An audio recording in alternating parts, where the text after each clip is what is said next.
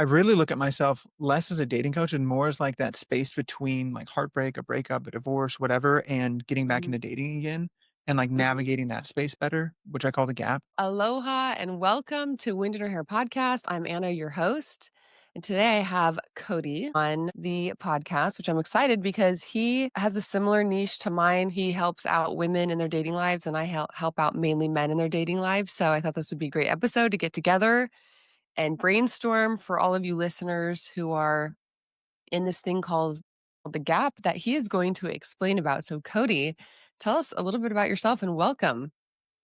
Oh yeah, thanks for having me. I'm pumped. The gap is the space, that weird space between heartbreak and dating again, right? Heartbreak, divorce, whatever it is. And like on one half, the breakup content, the crying on the bathroom floor content, the trauma therapists talking about like this and how to get the avoidant back and all that kind of content is like, ugh, you don't want it. The other end is the dating stuff is like, oh, first date ideas and red flags, green flags, all this kind of stuff. And you're like, well, I'm not quite ready to date again. And the way I think about it is that you're not like broken anymore, but you're also not free. And it's that just weird space where you're kind of in the middle that I like to really help people with.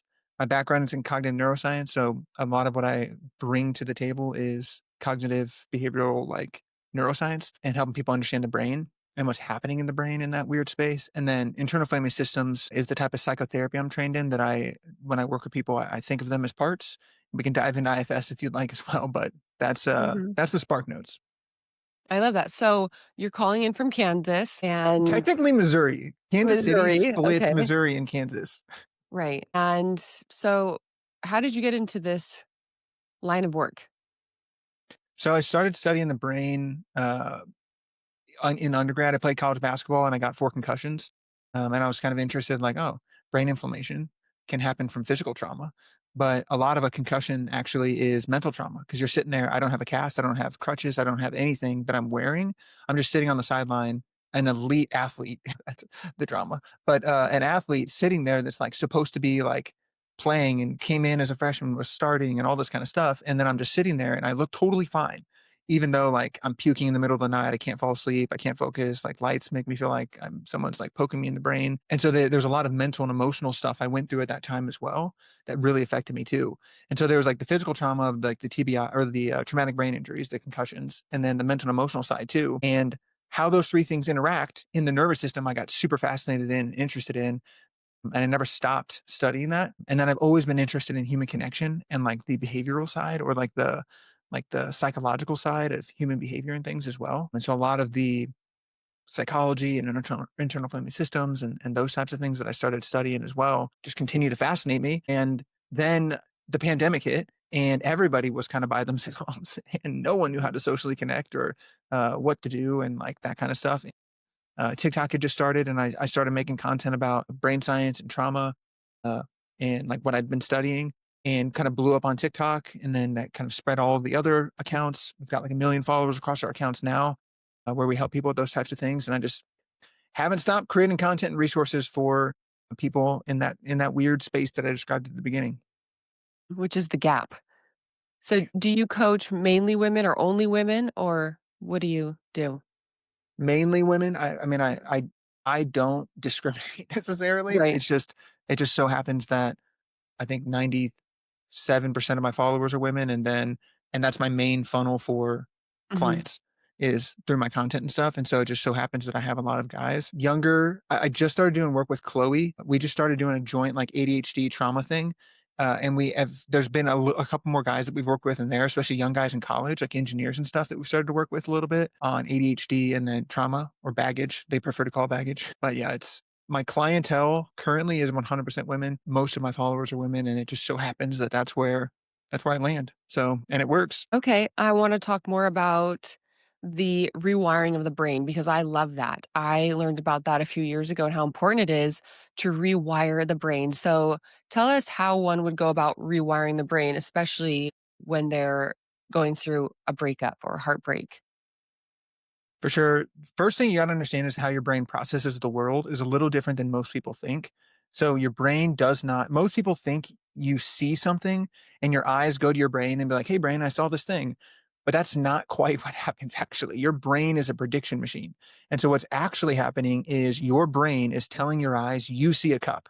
And then your eyes go to the cup and confirm, oh, yeah, you're right. We are seeing a cup, in fact. If that was different, your eyes would send a quick update to your brain and your brain would update its prediction model. So your brain's saying you see a blue cup, but then you turn and look, oh, it's actually a red cup. Your eyes go to your brain, like it's actually red. And then your brain starts to predict a red cup now. And so then you perceive a red cup. And so that's called prediction, like the prediction processing theory is what they call that. And that's really freaking important in relation to rewiring your brain because it's updating predictions is what you're really doing. And so a lot of the times what people do is they come to me, sure they come to you as well, and they say, I've dated a toxic guy, eight toxic guys in a row, or 7 emotionally unavailable guys in a row. And it's like, okay, but did you really? Or was it the same emotionally unavailable guy 8 times? Which is a very big difference. And what's happening is your past baggage is predicted forward because your brain finds what it expects. Okay. And there's tons of research to support this. There's research out of the Netherlands. They had people come into a lab and they've had white noise playing in the lab. And they told everyone as they walked into the lab, whenever you hear the song A White Christmas play in the white noise, press this big red button. And they had people do that. 2/3 of people pressed the button at over a 90% confidence that they actually heard the song, even though the song never played ever. And so their expectation, the prediction their brain was given, the expectation their brain was given, created the song in the white noise, right? And so when you have past baggage, abusive relationships, or if you go back to your primary caregivers, your attachment figures like your parents, your mom, your dad, the things that you expect out of love. If chaos equals chemistry, if anxiety was attraction, if the chase and like you having to earn love is what your brain is predicting, okay, it projects that into the present moment. And that's how you filter the world and what you look for. And that's what feels safe and familiar to you.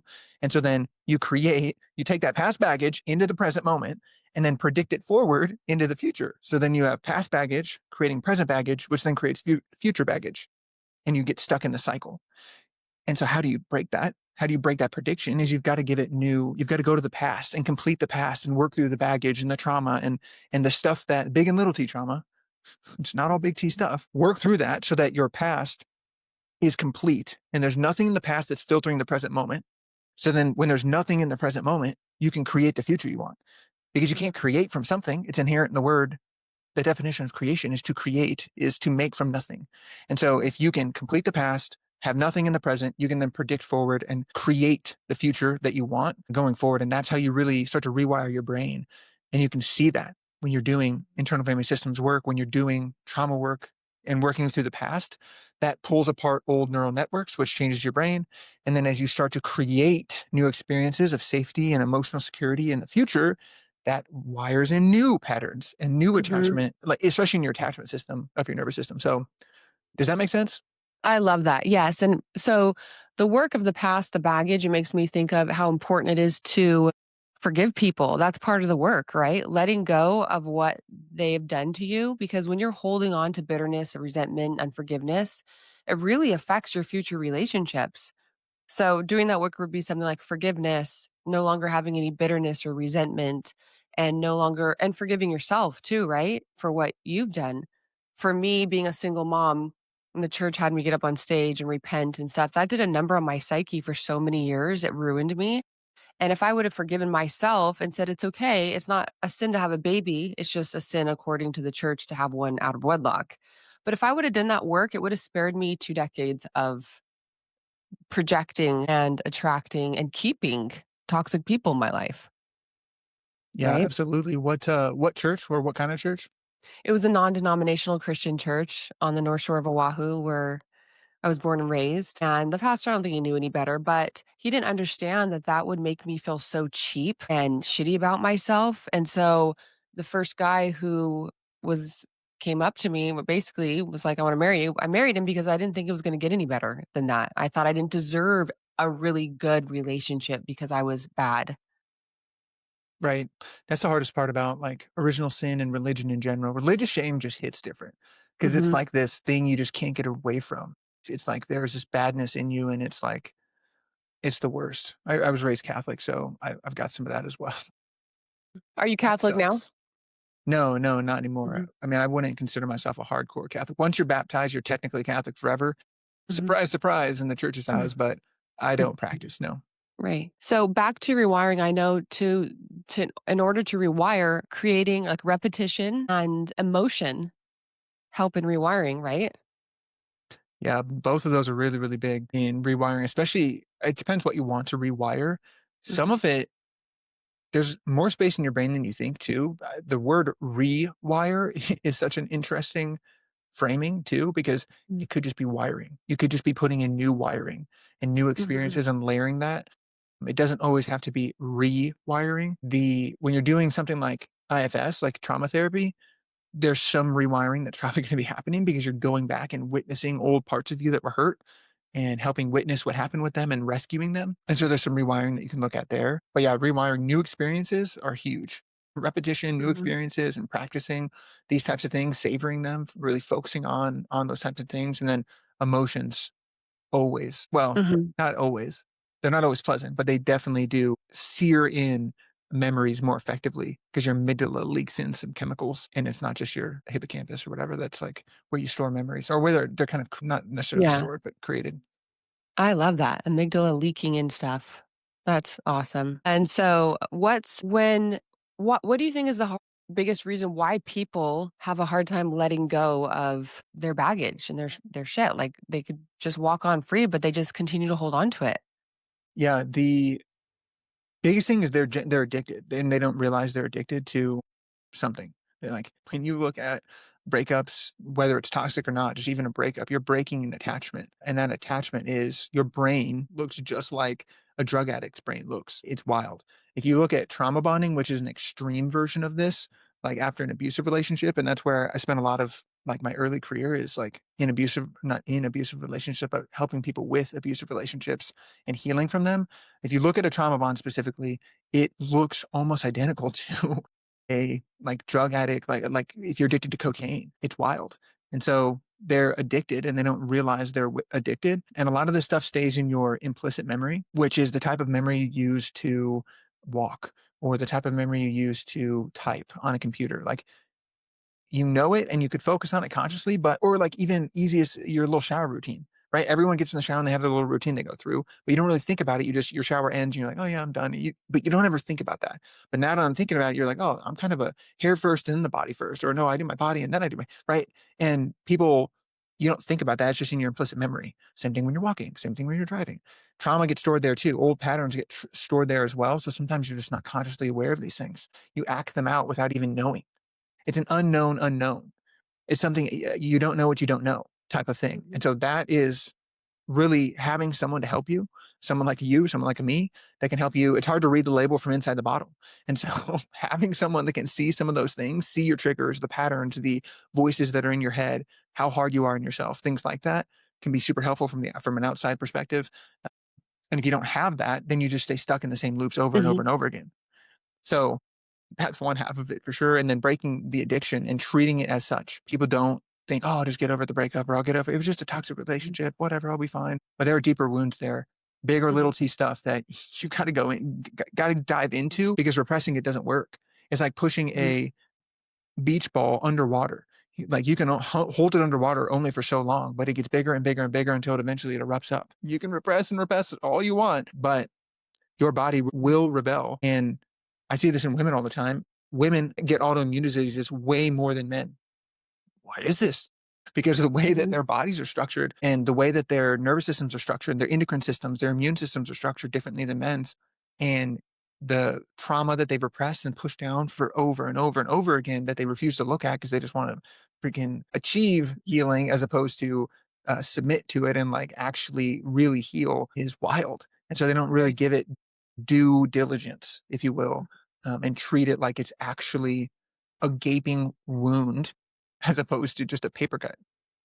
Right.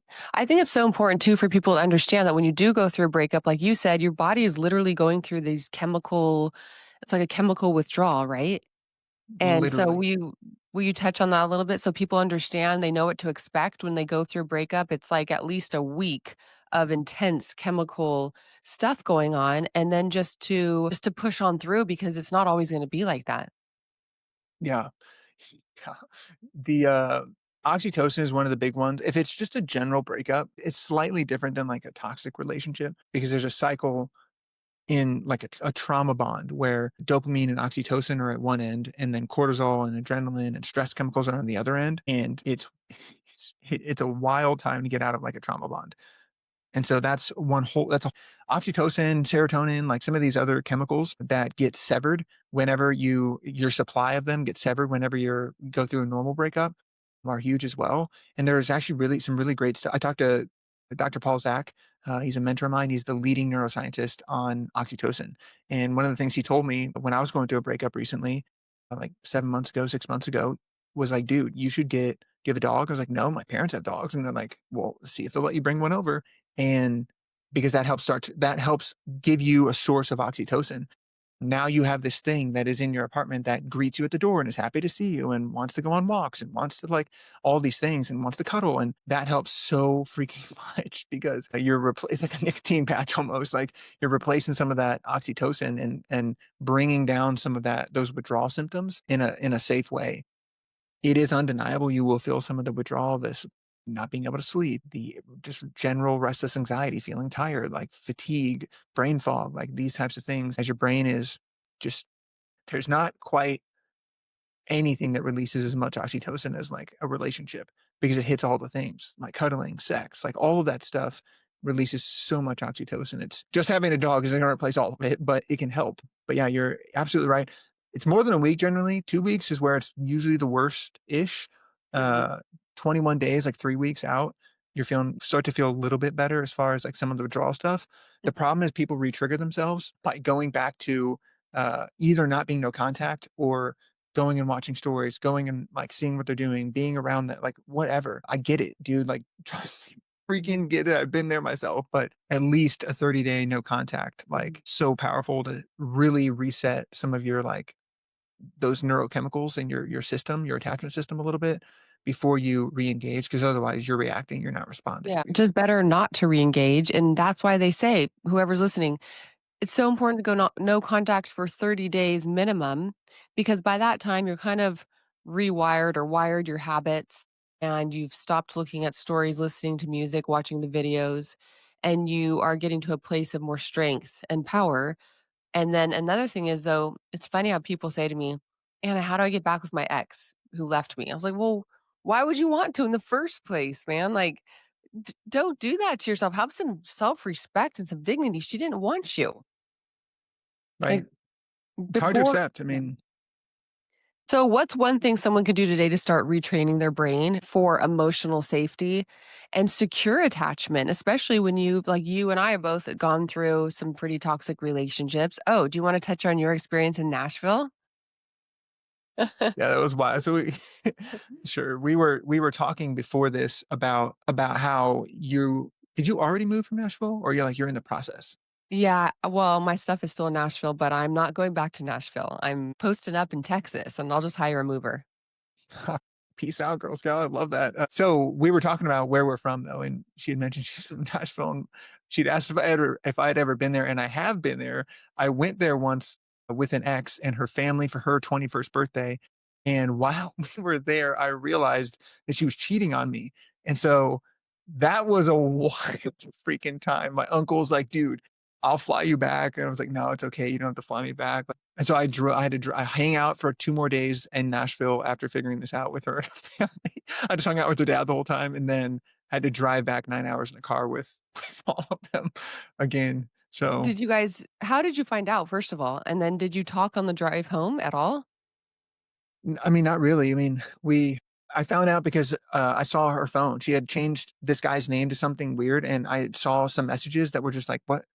There's no way this is a girl. Like, what the hell?" And so that was a wild time. And then on the ride back, no, I mean, we didn't really talk. We had like all of our luggage in between us and created like a little divider, and her Awkward. parents talked to us. It was so awkward. It was Why didn't you so just fly back? That's so.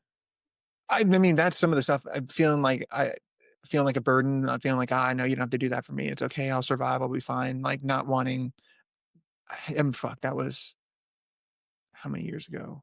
That was a while ago. How old And are you now? I'm 30. I just turned 30 like 4 days ago. Oh, Whew, happy birthday. thank you. So, but I was young. I was probably like Mhm. 22. So maybe like 8 years ago. And just working through, I'll figure it out myself. I can do this myself. I don't need help type of stuff. That's the number one reason why I didn't just accept the help and get the fuck out of there. Probably also parts of me that wanted to not believe it or be like, "Oh, it's okay. Now that it's in the open, we can figure it out," type of stuff. Did you cut off contact with her when you got back? Did you were you just over it, you're done with her? Or did you kinda Pretty keep going much. back and forth? No, the one thing I did do was we had her birthday is the end of December, somewhere in there, like really close to New Year's, and we had already bought tickets to do this whole New Year's thing with all of our friends, and so we did that New Year's thing. That was the last thing that we did together, and then never talked to her again after that. So Okay. I would, if I was advising my younger self, I probably would not have done the New Year's thing. Just wasn't healthy and just such a just not a smart thing to do. But Mhm. hey, live and you learn, baby. Right, of course. Those experiences would not have made you into the person you are today, right? If you didn't go through Precisely. them. Does that make sense? Mhm. So, my question, emotional safety and secure attachment. What's something that someone can do to start retraining their brain for this new type of relationship and stop the cycle of toxic relationships? Yeah, the first thing that I talk about is building real emotional availability inside of yourself first. Oftentimes, I have people that come to me who are generally work with ambitious women. That's generally like the archetype that I'm working with that have been trying to perform healing as opposed to like really like actually like heal. And they come with high perceived emotional intelligence. They believe they're highly emotional intelligent, which is great. And I love that. I mean, they're aware of some things maybe, but emotional intelligence is not the same as emotional availability. Emotional intelligence gives you insight. Emotional availability helps you build intimacy first within yourself and then with others. And so the first thing that I would suggest is really take a look at, use a framework, but look at yourself. The first three places I suggest people look to start to build some awareness around some of the things that might be holding them back are things that trigger them, patterns that they run into constantly, and voices in their head. Uh, those are the like breadcrumbs of big and little t traumas, your core wounds, whatever it is, whatever your core wounds might be. And if you can start to build awareness around those things, that is the first place or the first step in understanding and getting out of the matrix that you've been stuck in over and over and over again. And you can start to understand where you've been going wrong, maybe, or where you've been led astray. And then you can start to do the work around those deeper wounds.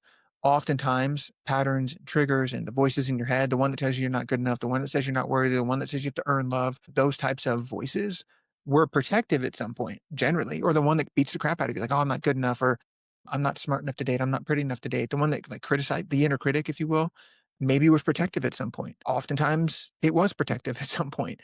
And getting to know that critic and getting to know what it's guarding you from. Is it guarding you from humiliation, rejection, abandonment, emotional pain, physical pain, sexual like trauma? Like what is it protecting you from? And starting to understand that network inside of you, the internal family inside of you, which IFS or internal family sisters systems would consider like parts of you.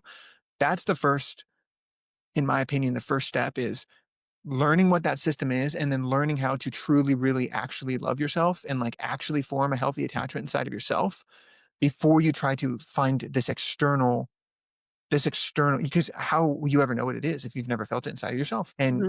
then you're going in to a relationship hoping the other person can fix you as opposed to knowing that you're solid inside of yourself. That's like, it's a losing battle if you're trying to Mhm. do that. So that would be the first step is really figuring that out inside of yourself first. Yeah, and that reminds me too of how what you just said, a lot of people say that they want someone to make them happy or to complete them, and instead it needs to be the other way around. Make yourself happy, be complete in and of yourself, and then when you attract somebody, that person's gonna be a bonus. They're gonna add value and energy and peace to your life instead of you feeling like in order to be complete, you need someone, which I'm sure you've Right. helped women understand that. Yeah, well, it's interesting because there's when you think of attachment trauma generally, that's usually the type of trauma I'm working with, like relational attachment type trauma.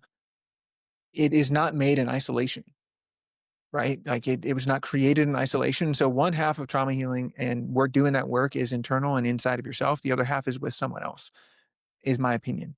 So it's not that they need to complete you, but some of the deepest healing moments I've ever had as far as like trauma and such has been inside of a relationship. Like my last relationship, did a lot of work around shame, sexual shame, like things like that inside of the relationship that I could not have done just talking to my therapist, Caitlin, being like, all right, Caitlin, like the Catholic Church said, freaking looking at girls is bad. So I need to like not feel so much shame around this. But when I'm in a relationship and someone else sees me and is like, no, this is his here. I think about it. This is what I think about you. This is how you just can't replace that necessarily. And so it's really, really important to understand that doing the work by yourself is important, becoming 100% inside of yourself first.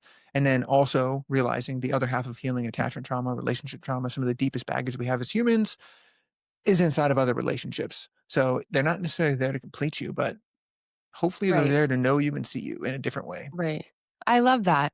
I went through a season of isolation recently in Nashville, and that did such an amazing healing work on my life. And I encourage people, if you've never gone through a season of aloneness where you can be fine without a relationship, it is so healing and so empowering. I would highly suggest everyone embracing that moment, making the best of it. Like you said, you can learn a lot and grow being by yourself and just learning to be happy alone, knowing what you bring to the table, right? But then also, when you are happy alone, you can align with someone healthier and do the work also with somebody else as long as they're healthy, as long as they're willing to grow and learn. And like my ex-boyfriend, he always challenged me to level up and be the best version of myself. And it's rare to find somebody like that. Mm, couldn't agree more. My ex girlfriend was the same way. I loved it. It's rare, but not impossible. Like it is, it's out there. You can definitely find it.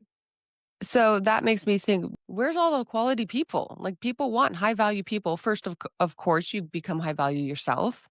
But why is there such a shortage of high quality people to find and date?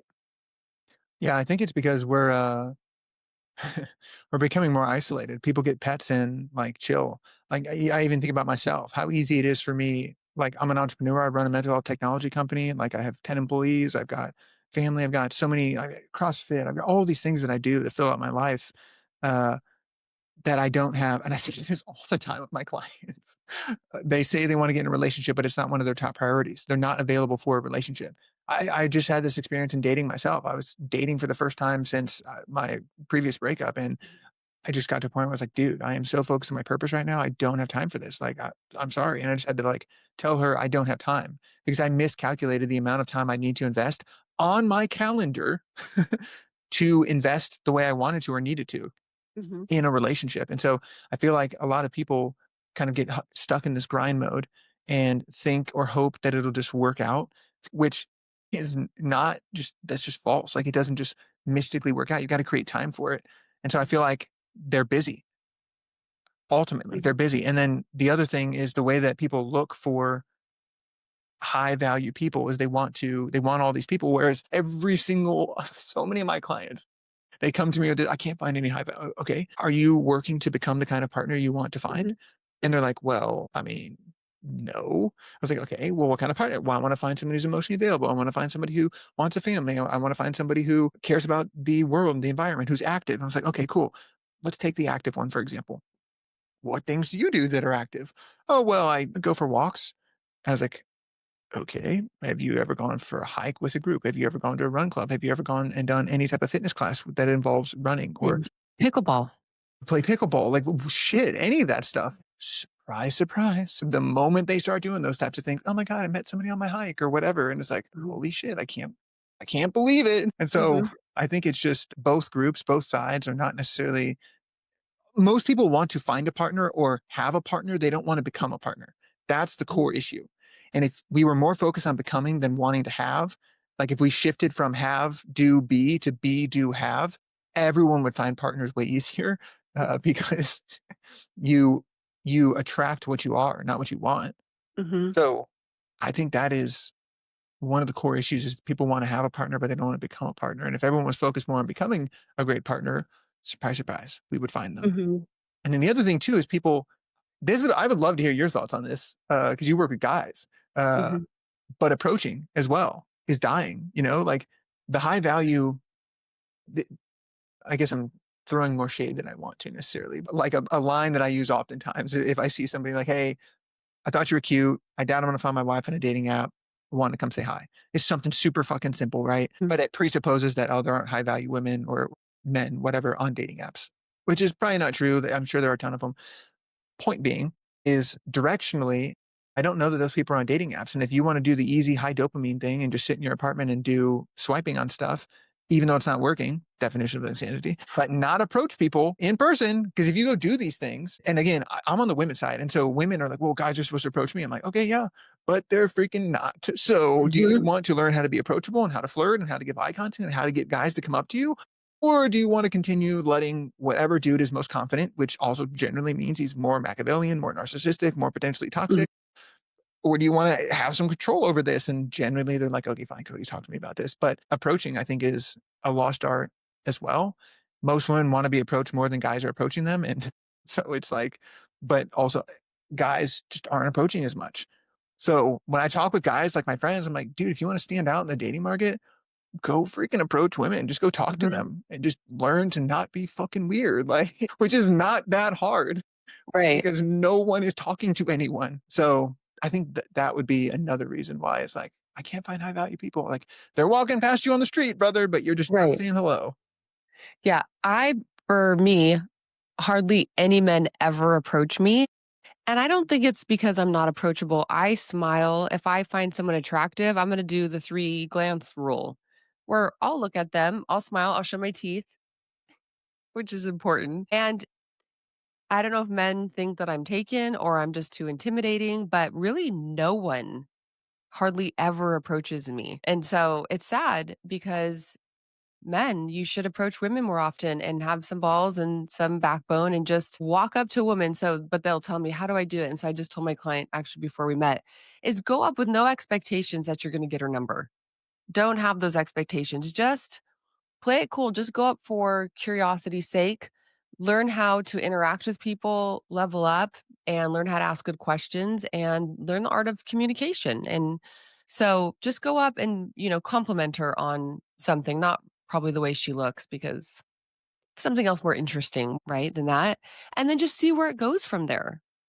But Mhm. from your perspective, why you just said you approach women, but why do you think most men don't? They're because they're wusses? I mean, it's just head trash. And if you Yeah. look at, if you look at, society in general, like there was a whole wave. I remember, I think it was when I was in college, there's a whole wave of like, guys are gross, guys are toxic, don't go talk to women. Like you have to, uh, because it's a, or not abuse, it's a harassment and you're Mhm. like, and so we were just, I remember, I cannot, and this is good, bad, whatever. I just remember sitting in college, sitting there thinking, holy crap, like it is so bad to be a guy. And like, I don't shit. I don't want to make a girl feel that way. I don't, even though I'm being presented with the most extreme examples and the most toxic guys' behaviors, which doesn't represent the vast majority of how guys behave, I was being taught things and shoved things being thrown in my face like, oh my God, like, okay, well, shit, maybe I won't go talk to him. And so I think that's a piece of it.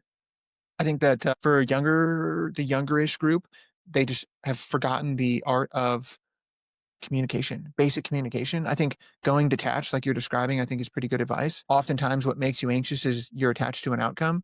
Whereas if the outcome is just to not have an outcome and just play a game and just talk to people and have fun and like flirt and get good at that, like you could totally do that. Like you don't have to get everybody's freaking number. Just use it as Right. practice. Like, Yeah, like, I'd say, like, I would if first of all, I've never asked a guy for a number, and I don't approach guys really unless I will have a question like, "Hey, have you played pickleball here before?" I love pickleball. Or if I'm at a restaurant, I'll ask a question, so this is good advice for men, I think, is ask her a question like, "Is this her first time here?" Ask her something about where you guys are at, especially if you guys are traveling, and then, by the way, I think you're gorgeous. I would love to buy you a drink. easy. Yeah, it doesn't have to be crazy. Observational Yeah. stuff, like environmental stuff, are some of the Mhm. best stuff. Like, oh my God, I've never been to this coffee shop, like, or like anything like that Mhm. is great. Like, I'm new to Kansas City. If I was gonna take a girl on a date, Mhm. where would you go? Like, she's a 10 out of 10. Like, I've gotta make sure Mhm. I pull this through. Where would you go? And you're asking for their advice. They tell you where you would go. It's great. When are you free? That's a super easy one. Like, Mhm. there's just so many of these little things that you can like have prepared if you want. And some of them just come out the more you just go up and talk to them. The moment I can speak from a guy's experience because this happened to me too. There's 10 out of 10 and I don't go, I say something to her and I make this excuse and stuff. And it's always, there's who is it? Mel Robbins, I think. This is non-scientific, but the 5, 4, 3, 5 second 2, rule. 1. Yeah. exactly. Like it's those first few seconds where if you see pretty person, it doesn't have to be pretty person you're attracted to. If you wait longer than 5 seconds, you ain't going. You're not going to do it because then you just start to beat the crap out of yourself. But if you go in those 5 seconds, you're 5, 4, 3, 2, 1, and just go. It's so easy. And for guys, when I talk to guys about it, I'm like, dude, just there's a guy, dude. There was a video I stitched the other day. This poor dude, I love it. I feel so bad, but I love this guy. His name was Justin. He was talking about how he was, I think he's in Dallas or maybe Austin. He was on a trail and he was saying that this girl was staring him down, like you're describing you were doing, like staring at him. Her hair was glowing, all this stuff. And the interviewer was like, "So did you go talk to her?" He's like, "Oh no, absolutely not." And she's like, "Why not?" And he's like, "I didn't know what to say." I'm like, brother, hi, my name is Justin. I thought you were cute. Just have that in your pocket for those Yeah. moments where it's like you have to do it in a second. Just, hey, Anna, my name's Cody. Thought you were cute. Want to come say hi? That's it. If she says, then so it's that the initial, the fear in the first second, and then the second fear is the fear of rejection or humiliation or whatever. They think that that you're going to come up and be like, oh no, fuck you, leave me alone. I never talk to me again. I hate you. Like Spartan kick them in the chest, which just never freaking happens. Uh, Worst case scenario is like, oh, I've got a girlfriend, I've got a boyfriend, whatever. And you're like, okay, okay, have an awesome day. Take it as a compliment. Hope you have a great one. And then peace out. Right. Like someone said to me, by any chance, you don't happen to be single, do you? Like, you make it like a joke. Like, you see a tall, hot guy, you're thinking he's not single. Same as maybe a woman, but at least you can make a joke and say, hey, by any chance, are you single? I mean, you're probably not. I'm guessing you're not, but I just have to check because I don't want to pass this moment by. It's great. So I it's love that. playful. Yeah, exactly. It's that Mhm. playfulness and that playfulness comes when you're just detached from the outcome, when you're not worried about what happens, what she says. I mean, there are a number of times where I will just be flirtatious. I've gotten free cookies. I've gotten all sorts of stuff just because I'm being a little flirtatious without any real outcome attached to it. It's just practice. And I'm not trying to think too heavily about it. One that I talk for women, men love being superheroes.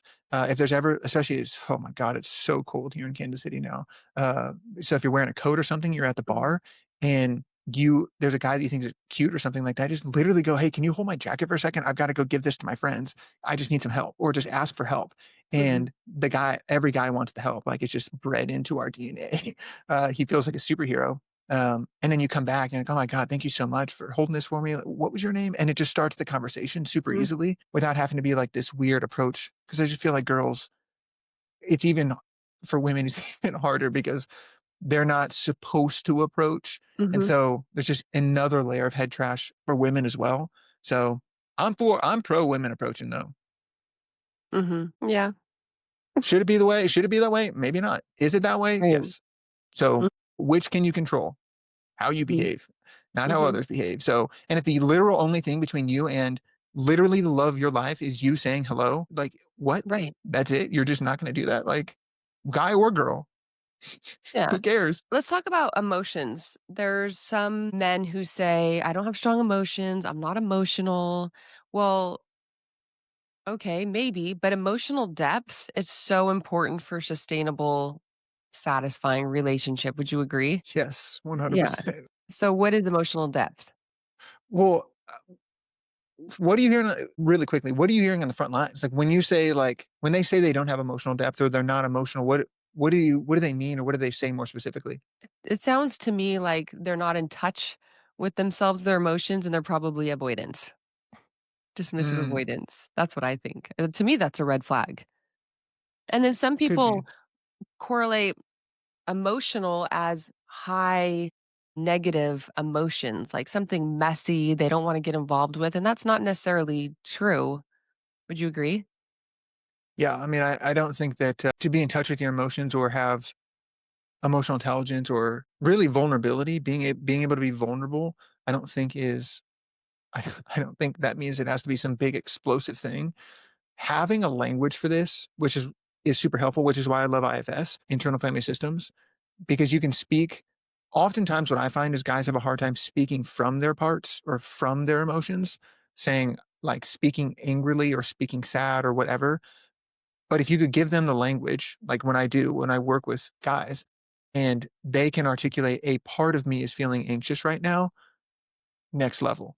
Next level, because now they can communicate about their internal experience without it feeling like it is they're identifying with it. It has become a part of them and it is not completely them. And the complete surrender to an emotion as part of their identity is the fear, in my opinion. But if they can conceptualize it as a part of them and not actually who they are fundamentally, that is a humongous shift mentally and emotionally for guys, for anyone, for everybody, but especially for guys who struggle with this stuff. And so having language to be able to communicate that is so freaking powerful, especially if you can do it with the partner. I even name my parts. Like in all my relationships, especially in my last relationship, we had anxious parts and avoidant parts and the thundercloud part, and we had the Professor Ponderwell, and we had all these different names for things so that we could get deeper with each other faster. And just understand and have our own little language. What was there's a rogue part was the one for me when my thoughts start to go because I'm earned secure is my attachment, meaning I came from anxious attachment and have done work to become secure, but under high stress, you revert to slide more towards the anxious side. That's my attachment style. And she was the opposite, or she was the same, but the opposite. She was more avoidant. And so I had more of like a rogue part is what we would call it when like thoughts would start to spin because I can be super, super secure. But sometimes if there was a lot of detachment or a lot of like, she needed a lot of space, I was just like, what's going on here? And that rogue part would start to come up a little bit. And we just had a name for that. And it made it so much easier for me to communicate something challenging that was coming up for me, as opposed to saying, I'm scared, I'm afraid I'm going to be abandoned. Feel like I want to cry. Like these types of things are way different than saying this rogue part is coming up for me. So I think that is the super useful tool, especially for guys, is to be able to conceptualize their mind in that way and their emotions in that way. That's like the emotional intelligence side. Being able to be emotionally there for someone and like emotionally available and like not afraid of a woman's emotions is a whole separate beast. Right. So, two that reminds me of two things. Number one, where you're talking about the arguing or the parts of you that come out that can cause conflict, or everybody basically fights about the three same things. And so instead of around the bush and being confused and saying, oh, it's no, it's this over here, it's kind of basically one of the three same things. And so this couple, he thought, oh, everything is just good enough. And she wanted it to be perfect. And so when they started to argue about something, she would say, wait, we're fighting about one of the three things is you think it's good enough. I don't think it's good enough. And so that brings so much clarity. You save time. You end up just being able to resolve your issues faster because you can put a language to it, like you just said. Mm, I love that. 100%. And then the Me other thing too. was about, so that another thing about emotionally safe in a relationship, this is basically where we're going. What does it mean to be emotionally safe? And what are the signs your nervous system feels unsafe, even if your mind says it's fine? Yeah, that there's so many questions in there. Yeah. Something just off the dome that I give people is if you're feeling, it's a ratio. If you're feeling 75% excited, 25% scared, and 0% deadness, it's a pretty good indicator that you can move forward and go for it. If you're feeling any percentage of deadness, like anything above zero, that is Yeah. generally a sign that you probably should pause and really reconsider what's going on. So, as far as like, how could you tell? That's a pretty good ratio. A lot of times people feel some fear and they think, oh, this is bad, but it's not really bad, especially if excitement is higher. It's normal to feel some fear initially. So, that ratio that specific ratio has not been like rigorously tested necessarily, but if you look at research, it is directionally accurate overall. So that's how you could tell. How to create emotional safety is a whole separate beast because it's different, especially if you're looking for what angle you're coming at it from. If you're a guy trying to help a woman feel emotionally safe versus a woman trying to help a guy feel emotionally safe. And I think both are important. Because if you're talking about relational safety, it's an us conversation, not a me or you conversation. Both parties have to be willing to do this. As far as a framework that's really great for this, imagio therapy or imago therapy, uh, imago relation therapy is really, really good at giving couples tools. Like How to Get the Love You Want is an amazing book for couples to get on the same page and have that common language and do the things together. Uh, it's insane how powerful that stuff is. The other thing is regulating your nervous system and having a solid nervous system. I can speak kind of from both ways, I suppose. But I guess as a guy, when I think about this, I'm thinking if I have a solid regulated nervous system and I'm not trying to sit and fix, and I can be with emotions and understand that the human, the little nervous system in front of me might just want to talk, might just want to express, might just want Mhm. to vent, might just want to do some of these things. And I can be there and be curious and compassionate. I'm solid and calm. Those are the big three. Like if you can bring what IFS would call self energy, right? So there's parts of you and then there's yourself, right? And yourself is like the internal parent, the internal leader, like it's the calm, connected, clear, confident, courageous part of you. It's not a part of you, it is who you are. And then there are parts of you like anxious and the fixer and the pleaser and the critic and the people pleaser and all the stuff, the dissociator, whatever. When you think about these things, if you can bring more self energy, so that calm, connected, compassionate energy, it will always go better. And so the common example I get all the time, number of people that come to me, I was just the again, I work with mostly women. So when my client would go in, she's like, I just wanted to talk. I just wanted to vent. I just wanted to be able to share what was on my mind and on my heart. My husband or boyfriend or partner is just sitting there trying to fix me and like, well, you should try this. Have you done this and take this action and do that kind of stuff? And so what's happening there is part of her wants to vent and a part of him wants to fix. And so parts are meeting parts. There's no self in the conversation. There's no calm, connected, compassionate, curious self in the conversation. However, just imagine that she comes in with the same parts of her that want to vent and want to talk and are anxious and these types of things. And the guy will say, oh my God, baby, tell me more about that. What was that like for you? Help me Mhm. understand. And calm, connected, curious, putting a hand on them, putting an arm around them, putting them up against your chest, putting a hand on their chest is one of the best things you could do. Is put your hand over their chest and give them a hug. That kind of stuff it starts to release. That's the neurological side. You start to release all of the calming chemicals and activate the vagus nerve, and then the language, the psychological language, and just being curious. Tell me more about that. And repeating the last few things that they say. Like it is not that complicated. And just sit there and just sit and sometimes just be silent and be okay with that. That can bring so much. People want to be seen and understood and validated more than they want anything. Like they Mhm. don't, no one ever gets that for anyone. No one's ever really truly Yes. seen or known. That's well said. And for men, if you want more sex, it starts with a woman emotionally, right? So, in order for a woman to feel safe physically and want that sex, she wants to feel safe emotionally. And for the men, it's opposite, right? They become emotionally invested when they first have that physical. And so, but men, like the just makes me think of the worst things that you can do or say when you're trying to make your woman feel safe is you shouldn't feel like that, or that's not true, or that's wrong, or why would you do that, or to question her and invalidate her is the worst thing that you can do, or lose your calm, lose your cool, the worst thing, or just say anything remotely negative. Like I love what you said, be curious, not furious, is what I think about with my kids is be curious, not furious. Dude, it's so beautiful you brought up your kids. Adults are just kids wearing a costume. One of the best things you could possibly do, which sounds kind of weird at first, is realize that it is a little girl in front of you that is freaking the fuck out and just needs some calm, nurturing, parental type energy. Like if your kid skids their knee on the playground, right? They think they're gonna have to amputate, and they run over to you, and you give them a hug. They cry it out a little bit, and you say it's gonna be okay. And then what?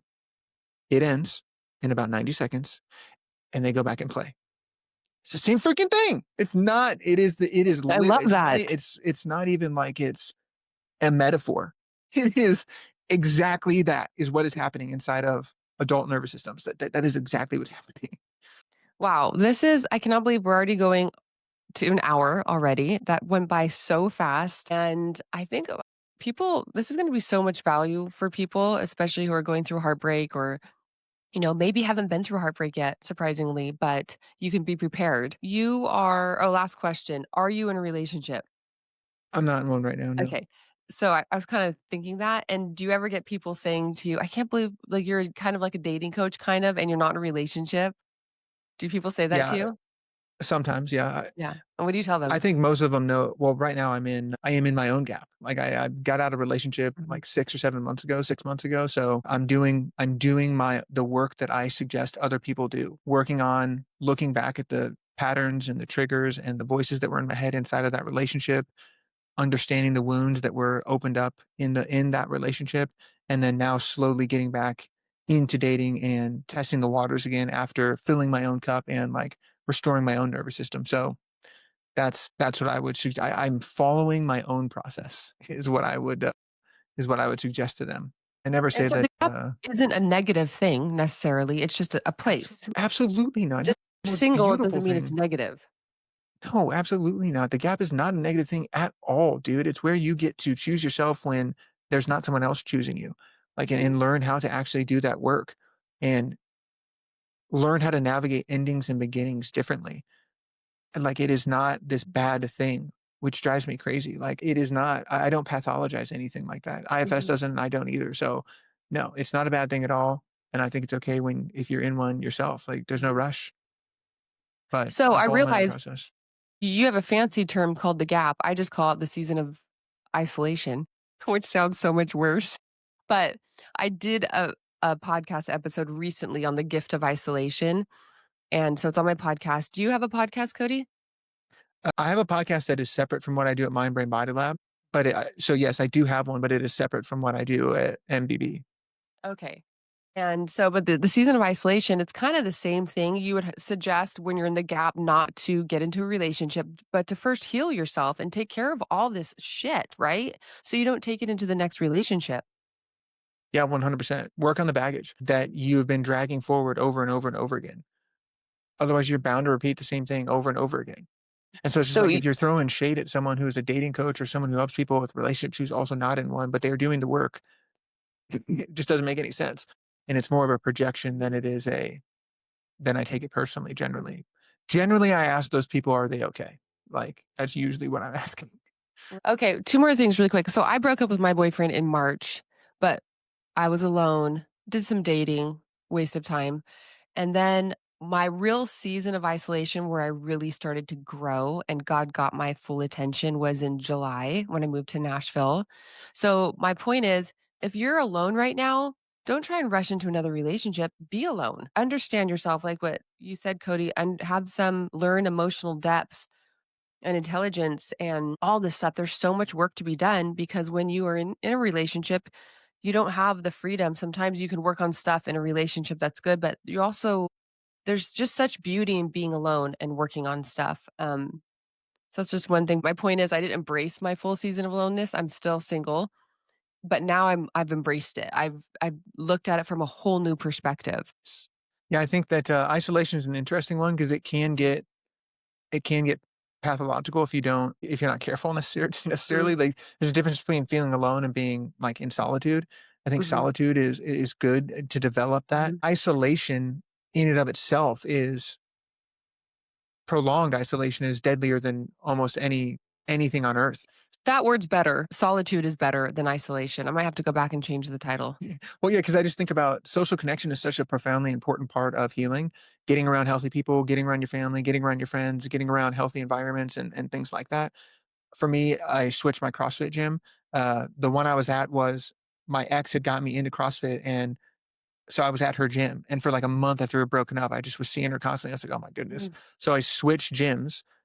And my new one, I love so much. Like, I don't even think that the people there know how much they help me just by being there and like cheering me on and like just help me with through all the stuff I wanted, all of the like the fitness stuff I wanted to do, and just like positive social connection that I got through that. Like, I just don't know that they know how helpful that was for my nervous system at that time. And so, I wasn't isolated mhm, necessarily, but I also then did have plenty of, and still do have plenty of solitude where you mhm, are learning about yourself, taking time to work on yourself, like that kind of stuff. It is interesting too. I just learned about the Berlin paradox in relation to this as well, which is where this researcher found that if you people, especially us high achieving, ambitious people, often spend so much time on personal development, trying to find their best self, that they forget to be their real self and mhm, cultivate who their real self is. And that always in personal development mode keeps you in a low grade state of fight or flight, your nervous system in a low grade state of fight or flight and just chronic stress, which is can be so bad. And it's just it's attacking that underlying belief. The core wound there is they're not enough. I'm not good as I am. I've got to mhm, be or earn love or worth. And so that is a really important wound to look at and be really careful in that isolation or solitude, whatever you want to call it, that you're not getting stuck in that Berlin paradox where you're just in this constant cycle of never enoughness and it just feels shitty. Yeah, I like your phrase, the gap, because you left a relationship, you're healing. And on my podcast, I referred to it as like a bridge, actually. So you Mm, left and you're on this bridge, you're making your way to the other side, which is hopefully an aligned relationship. But while you're walking that bridge, like, you don't wanna rush off of it because that bridge is valuable. It's the precious time, like you said, during the gap to heal the patterns, pay attention to all that stuff. And one note, though, too, like you said, on isolation, there's people who reach out on social and they're like, "I've been single 13 years and I'm fine." I'm like, "There's a danger in that because you have no one to sharpen you. You have no one to help you heal stuff or give you feedback or say, 'Hey, do you know that you do this?' And it's not nice." dude, could not agree more. You just get Mhm. stuck in your own like cognitive biases and cognitive distortion, cognitive dissonance, all the cognitive things. And again, like I said earlier, it's hard to read the label from inside the bottle. You're comfortable. Like you're not healing, you're safe, right? Like, and it's easy to stay stuck in that and easy to be like, oh yeah, I'm fine because you're not challenging yourself. You're not putting yourself into stressful situations and seeing what the fuck happens. Like, of course you're fine. But if you get to the end of your life, are you going to be happy that you didn't try, that you didn't put yourself out there? Mhm. No. The five regrets of the dying. One of the top ones is they live someone else's life as opposed to their own. This nurse, a hospice nurse, wrote a book, The Five Regrets of the Dying. One of the most common, the top one was that people at the end of their life regret that they lived life for someone else, not themselves. They live life to stay safe as opposed to going after it and doing the damn thing. I love that. Okay. I know I need to let you go. This has been so good. And where you're on social media, right? I'll have it Yep. in the show Mind, notes, brain, but body yeah. lab. Okay. Yeah, just Mind Brain Body Lab everywhere, and then mindbrainbodylab.com, and then I have my program is Becoming Her is the name of the program. It just went live this month, so people Mhm. wanna apply to that, it's on my website, again, at Mind Brain Body Lab as well. Oh, nice. I just am wrapping up an online course called Becoming Magnetic. Hey, let's go. Bro, we might have to collaborate on because my next one I wanna do is Becoming Mhm. Him and then Becoming Us, is I wanna kind of create a little Oh, I love that. ecosystem. Yeah, yeah, I think it'd be and I wanna bring people in. Chloe's helped me. Chloe does in the ADHD space, but, she and I work a lot together as well. She's awesome. Chloe goes inward, but yeah. So, we might have to collaborate on that. Because again, I don't work with a ton of guys, it's just women that refer me guys that they're like, "Can you Mhm. fix it?" And I'm like, "Jesus Oh, I Christ." love this. So you get the girls ready, I'll get the men ready, and then we can match them. That's a great idea. That's a great idea, low key. So guys reach out to me, "Hey, can you match me with someone?" I'm like, "No, not with your mindset, not with you need some work, buddy." Fair enough. Sounds like you can be a little bit more direct. I'm generally a little bit loving, but tough love. All right, well, Cody, thank you so much for being on the show, and until next time, Until then, aloha. thanks for having me.